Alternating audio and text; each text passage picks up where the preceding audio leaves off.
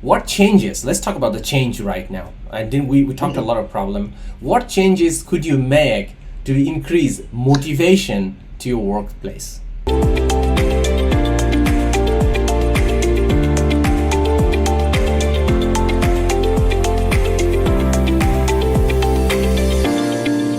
Giving the right tone from the top about what is expected, what is really relevant, making people aware about their individual contribution in the overall organization.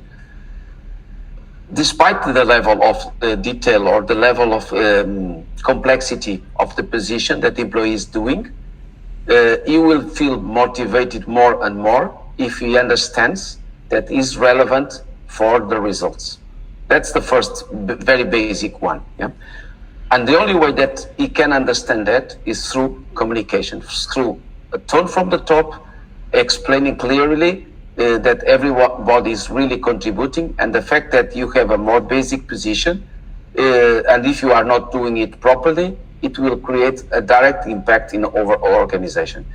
And even the more easy, the more simple tasks really can impact negatively in the result of the company, in the productivity. So I may say that the way that the management communicates to the employees from the early beginning, from the moment that they are even recruiting, to the moment they hire, to the moment they put on board, and to the daily feedback, the daily communication is key for to have a motivated organization. Additionally, to give room for some feedback, to try to collect from the employees, I may say in a very informal way, what is right, what is wrong.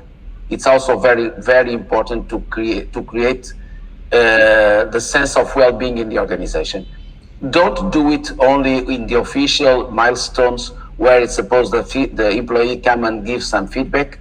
No, use the more informal way to do it.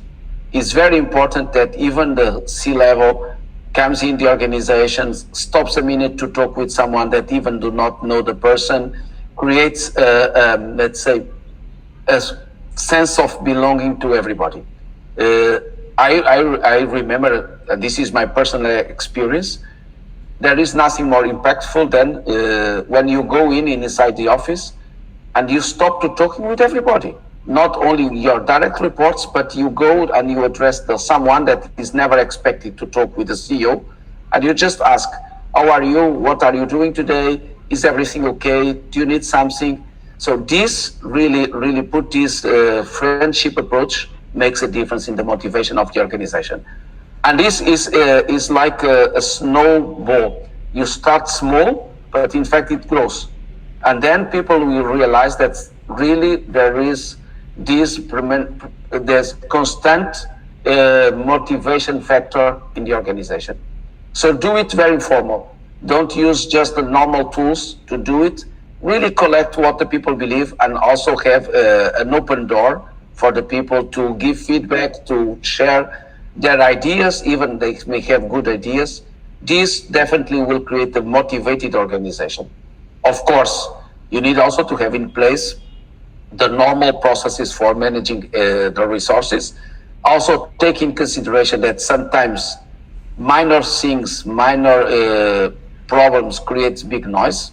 Give you this example. For instance, we all know about organizations where travel expenses, to give an example, are not paid on time, or let's say insurance plan is not working. So these basic things should be in place, because also they can create a very disturbing factor in the motivation.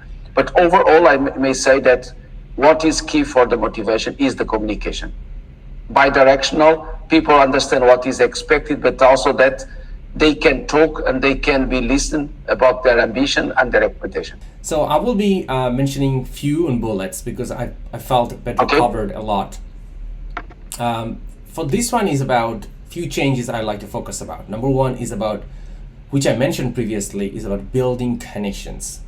It's about building connections to the brand, and a connection between an employee, a team member, and the brand.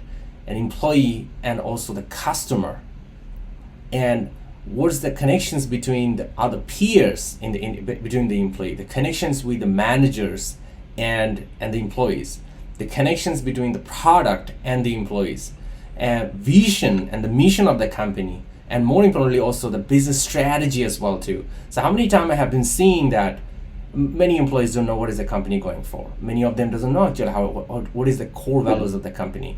They don't know what is the business strategy. They don't know. They just keep doing it. They come to the work and leaving home.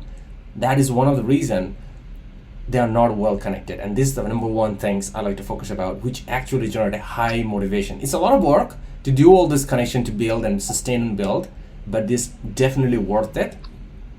Number two is about power of why, which I also mentioned previously, as about hiring the right talents from the day one in the company with the right why. That means why company should hiring that employee and why that employee want to join it. Like an example, if you pay attention closely with Warren Buffett, he always mentioned is about one key criteria is about hiring or selecting someone for Berkshire Hathaway is about this: have a strong interest about the Berkshire Hathaway business.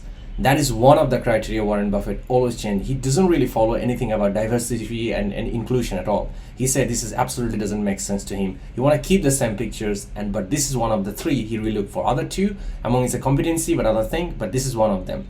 So alignment with the why they wanted to come to the company, and what is the why they want to join the company. On that why needs to be well aligned. Number three is about building inclusions.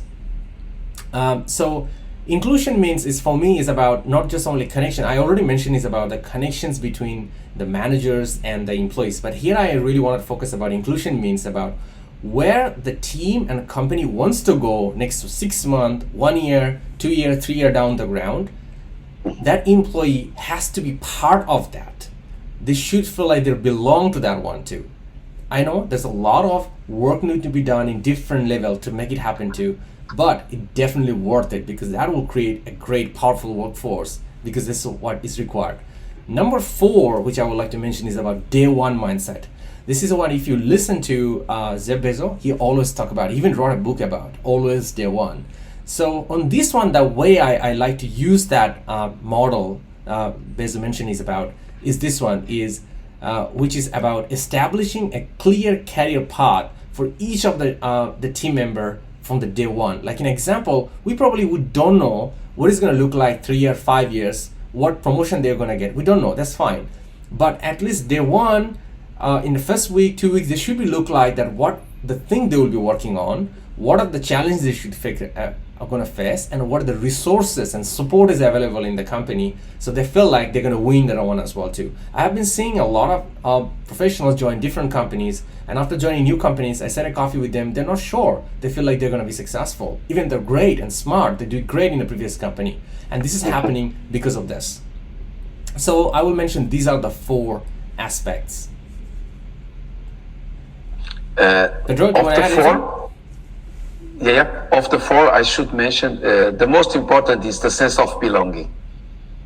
You mentioned that, in fact, the reason why someone should be successful in the company if they believe or if they feel that they belongs to the company.